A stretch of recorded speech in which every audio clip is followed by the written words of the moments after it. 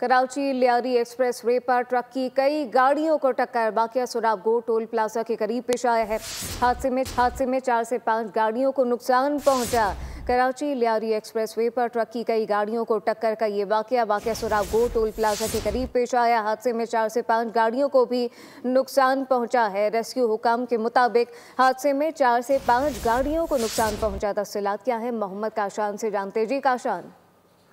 जी बिल्कुल, लेकिन शहर में जो है लियारी एक्सप्रेस वे पर बेकाबू मिक्सर की कई गाड़ियों को टक्कर मारने का वाकया पेश आया है। हादसा जो है सुराबगोड़ टोल प्लाजा से पहले पेश आया के हवाले से रेस्क्यू हुकाम की जानिब से बताया गया। हादसे में 4 से 5 गाड़ियों को नुकसान पहुंचा है। बेकाबू हैवी मिक्सर की टक्कर से एक गाड़ी नीचे गिरते भी बची है, जबकि पुलिस की नफरी मौके पर पहुंची है।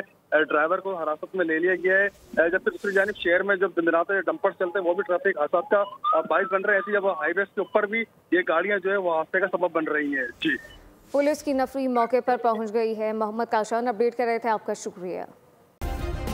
सब्सक्राइब करें और बेल दबाएं ताकि कोई खबर रह न जाए।